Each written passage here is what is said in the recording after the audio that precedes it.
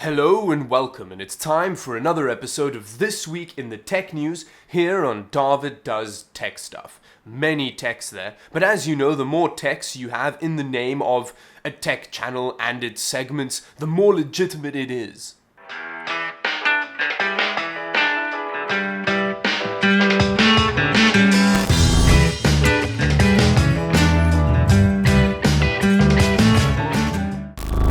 Now the first story involves a little bit of nostalgia, because apparently Nvidia is about to drop 32-bit operating system support for their GeForce drivers. Now, this isn't the most surprising move because, well, so many companies have been dropping 32-bit support over the last couple of years, and well, to be honest, who actually uses 32-bit operating systems anymore?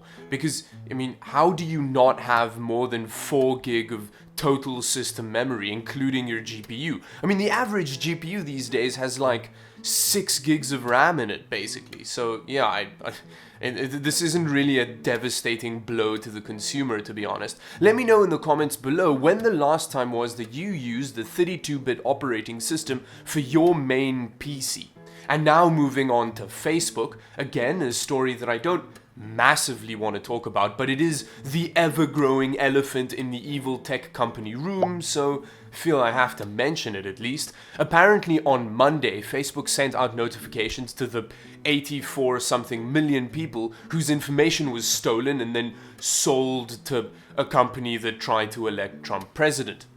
Well, I mean, didn't try, they succeeded to elect Trump president. Now, I don't really know what they want to achieve with this, because apparently they're also going to tell them kind of how their data was used. It doesn't really make it better, to be honest, and yeah, again, this is the kind of thing that isn't shocking anymore, you know, it's like finding out that Intel has some form of anti-competitive behavior. It's just something that happens. It's like the tides come in, Facebook steals data, Intel is anti-competitive. It's just how the world works. Now on a happier, more gamey note, anybody that's been thinking of moving over to consoles because PC gaming is, well, super expensive because of graphics card and RAM prices, there's actually some pretty good news that's making consoles seem a little bit more enticing. Microsoft has started rolling out freesync support for the Xbox One and everything else that has the Xbox One name attached to it. And I actually think this is a really good idea, considering the fact that consoles normally have lower frame rates. Something like FreeSync could help giving a much smoother gaming experience. Now, the article that was released on KitGuru actually explaining that this is about to happen was saying that they were a bit worried that the fact that consoles are capped at 30 frames per second might mean that it doesn't make that big a difference, and it would make a bigger difference if they could hit higher frame rates. But the thing is, as far as I know, one of the bigger advantages of kind of the variable frame rate technology like FreeSync or G-Sync is that it makes lower frame rates way more playable. So let's see, maybe because there is a supposed static 30 frames per second coming out of the console, it might not make a big difference, but I think it's a move in the right direction, and it's pretty cool. Considering all this talk of PC gaming being too expensive, Intel has kind of moved in the right direction and brought out the H370 and B360 chipsets, which are the kind of more budget-focused chipsets for their Coffee Lake CPUs. Now, this is something that should have come out ages ago, because if you were buying something like an i3 Coffee Lake CPU or the lower-end i5 CPUs, the only thing you could do was buy a Z370 motherboard, which cost a lot more than the CPU did, and it kind of defeated the purpose of the cheaper CPUs. But now that you have these lower end motherboard chipsets, it means that you can get a motherboard under $100 that supports one of these new Coffee Lake CPUs.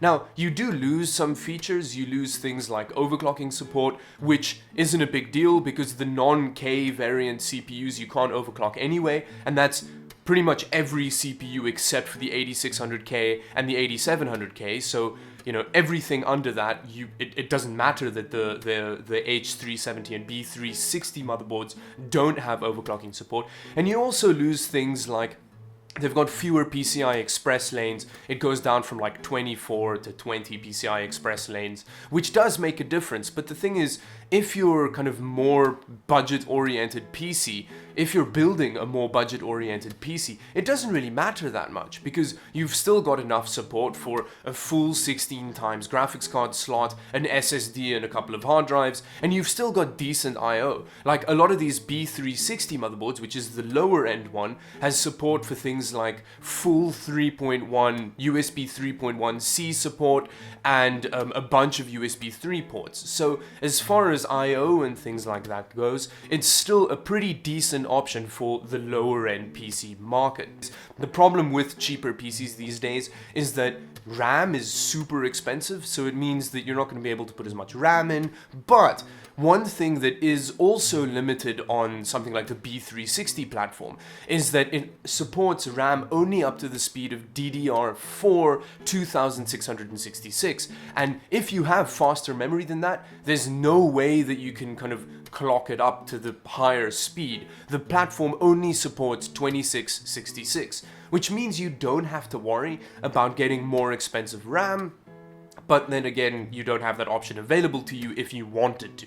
Now here's a bit of an interesting coincidence on the tech news landscape. About 13 hours ago, an article was released about how GTA 5 has now overtaken everything else as the most successful media title ever in the history of the world. And it's apparently pulled in over $6 billion of revenue over the however many years it's been out. I don't know how long the game's been out, to be honest. And this makes it just amazing. Now this article is all very impressive, but then just like half an hour after that, an article was released about how an employee or an ex-employee from Take-Two or Take-Note or Take-That or whatever the company is called that makes GTA 5 is apparently suing them because he deserves $150 million in revenue, which he signed a contract for apparently at some point because it's a licensing thing that he came up with, and it's not really clear why he thinks he deserves $150 million, but yeah, he apparently wanted to show up for work one day and they told him, well, you just kind of don't work here anymore, and then he immediately went to the law and said that he's now suing the company.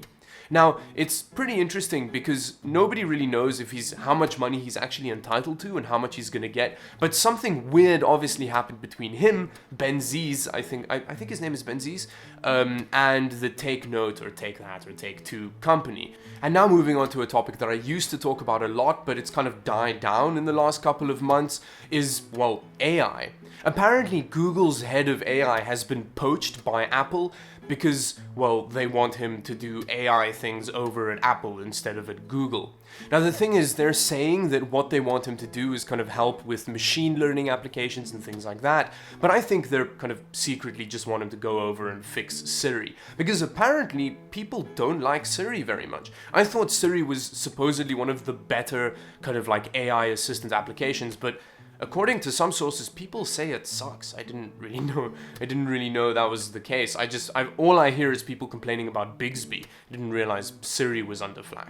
And with that, that's all I have to talk about today. Thank you very much for watching. If you liked the video, do like and subscribe to the channel if you haven't already. Share it with your friends if you think that they'll find anything in it interesting. Anyway, until the next video, bye bye.